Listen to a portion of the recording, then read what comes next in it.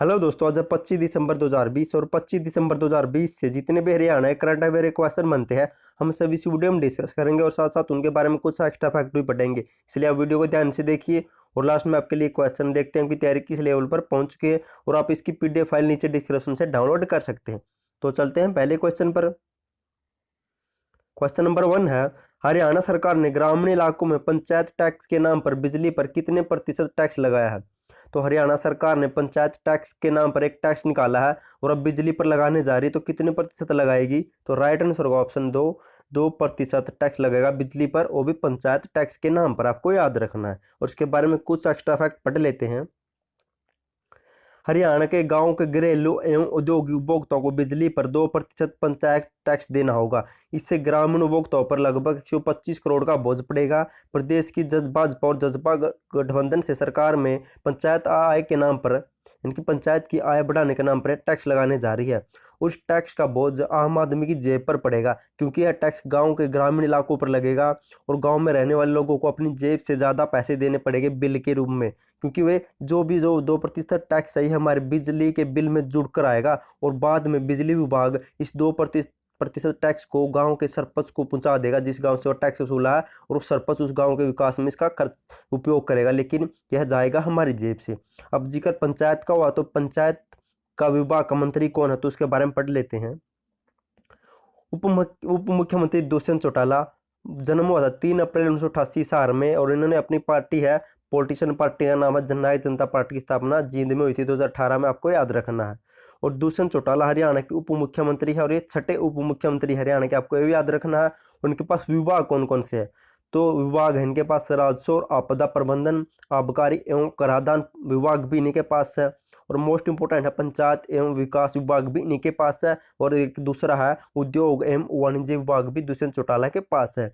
लोक निर्माण इनके पास है, नागरिक उपभोक्ता और विभाग मामले, श्रम एवं रोजगार सिविल विमानन विभाग भी इनके पास है, पुनर्वास और चकबंदी विभाग भी इनके पास है। ये कुछ इंपॉर्टेंट जानकारी थी इनके बारे में जो आपकी एग्जाम में हेल्प करेगी। दोस्तों, मैं आपसे भी कहता हूँ अगर अपनी लाइफ में कामयाब होना है तो अपने लिए एक टारगेट फिक्स करो और जी जान ला दो उसे पाने के लिए, आपकी लाइफ ऑटोमेटिक परफेक्ट हो जाएगी। चलते हैं नेक्स्ट क्वेश्चन पर। दोस्तों, आज की क्वेश्चन आपके लिए मोस्ट इंपोर्टेंट है और इससे एसएससी अपने एग्जाम में 1 से 2 क्वेश्चन पूछ सकती है। पानीपत दिल्ली रैपिड कॉरिडोर पर हरियाणा सरकार कितने रुपए का बजट खर्च करेगी? तो पानीपत दिल्ली रैपिड कॉरिडोर पर हरियाणा सरकार कितने रुपए का बजट खर्च करने जा रही है? तो राइट आंसर होगा ऑप्शन सी, 4699 करोड़ रुपए खर्च करेगी हरियाणा सरकार दिल्ली और पानीपत के बीच में एक रेल लाइन कह सकते हो, रैपिड मेट्रो जो बिजली से चलने वाली है, ऐसी स्कीम या कॉरिडोर बनाने जा रही है, तो उस पर 4699 करोड़ रुपए खर्च किए जाएंगे। इसके बारे में कुछ एक्स्ट्रा फैक्ट पढ़ लेते हैं। पानीपत से नई दिल्ली तक रीजनल रैपिड ट्रांसपोर्ट सिस्टम इनकी RRTS हरियाणा सरकार ने मोहर लगा दी है इस रैपिड ट्रांसपोर्ट सिस्टम पर। केंद्र की यूपीए सरकार के समय 2013 में यह मंजूरी मिली थी इस परियोजना को, और इस पर कुल लागत कितनी है, तो 21,000 करोड़ रुपए की इस पर कुल लागत आएगी, जिसमें से हरियाणा सरकार देगी 4699 करोड़ रुपए।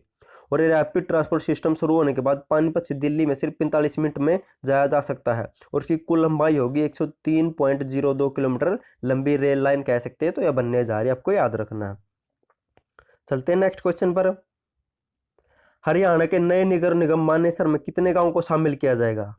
तो हरियाणा के नए नगर निगम मानेसर में कितने गांवों को शामिल किया जाएगा? तो राइट आंसर होगा ऑप्शन डी, 29 गांवों को शामिल किया जाएगा। दोस्तों, मैंने आपको पहले ही बताया था एक वीडियो में कि तब इसमें मैंने 28 गांवों का नाम लिया था, लेकिन तब उस गुड़गांव जिले के उपायुक्त या डीसी ने 28 गांव की सूची भेजी थी, लेकिन हरियाणा के मंत्रिमंडल ने इसमें एक गांव को ऐड करके इसे 29 कर दिया। आपको अब 29 याद रखना है। तो हरियाणा के नए नगर मानेसर में 29 गाँव को शामिल किया जाएगा, और इसके बारे में एक्स्ट्रा फैक्ट पढ़ लेते हैं क्योंकि यह क्वेश्चन इंपॉर्टेंट है और यहाँ से एग्जाम में क्वेश्चन पूछा जा सकता है।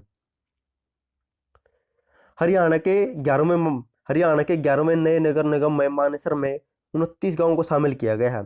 और अब नगर निगम का इतिहास पढ़ लेते हैं, कब शुरू हुआ था और किसने शुरू किए थे। सबसे पहले चौधरी भजन लाल ने फरीदाबाद को नगर निगम बनाया था, आपको यह भी याद रखना है। उसके बाद हुड्डा सरकार ने गुरुग्राम को दूसरा प्रदेश का नगर निगम बनाया था। हुड्डा सरकार ने अपने दूसरे कार्यकाल में पंचकूला, अंबाला, यमुनानगर, करनाल, पानीपत, रोहतक व हिसार को नगर निगम बनाया था। फिर आइए खट्टर सरकार है, इनकी मनोहर लाल सरकार ने के द्वारा बनाया जाने वाला दूसरा नगर निगम है मानेसर, और इससे पहले खट्टर सरकार अपने कार्यालय में सोनीपत को पहले नगर निगम बना चुकी है, अपने पहले कार्यालय में, और दूसरे कार्यालय में बनाया है मानेसर, आपको याद रखना है।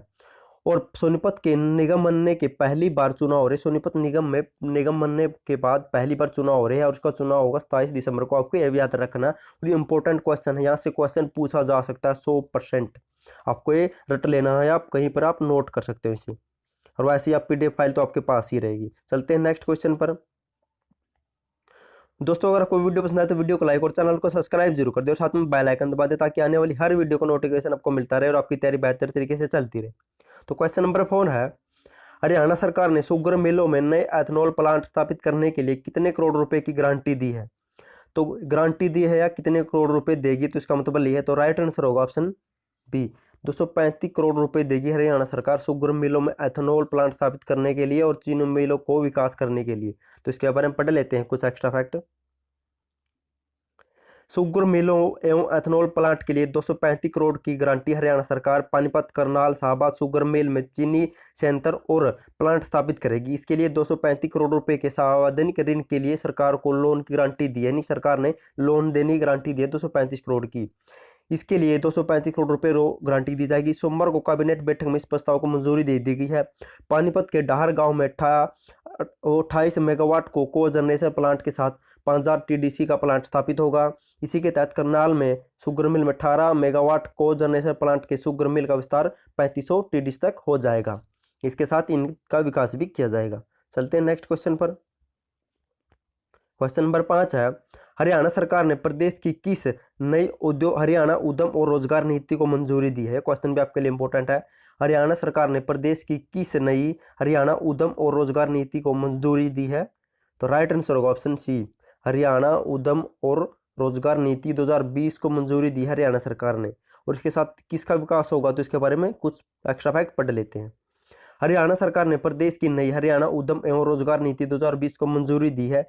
इस नीति के तहत अगले 1 साल में 1 लाख करोड़ रुपए का निवेश किया जाएगा और 5 लाख युवाओं को रोजगार मुहैया कराने का लक्ष्य रखा गया है। इस नीति के तहत उद्योग एवं वाणिज्य मंत्री होने के नाते डिप्टी CM दुष्यंत चौटाला की अगुवाई में यह नीति तैयार की गई, आपको याद रखना। और इस नीति के तहत अधिक से अधिक उद्योगों का विकास किया जाएगा। चलते हैं नेक्स्ट क्वेश्चन पर।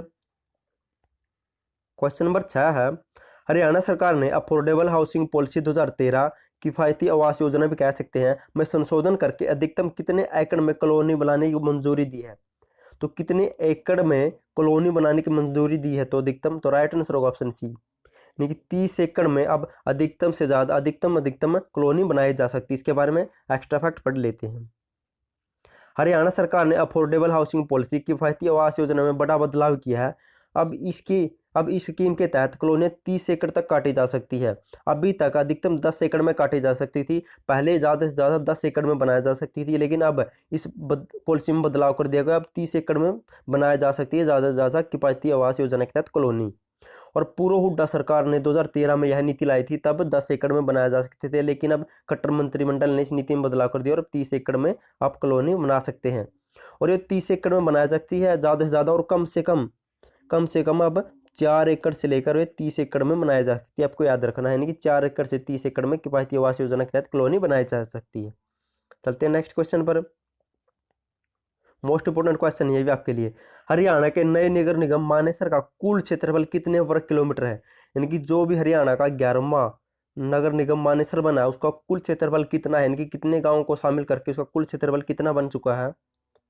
तो राइट आंसर होगा ऑप्शन डी, 124.32 वर्ग किलोमीटर में बनेगा हरियाणा का नया मानेसर नगर निगम। आपको याद रखना, और ये क्वेश्चन आपके लिए इंपॉर्टेंट है।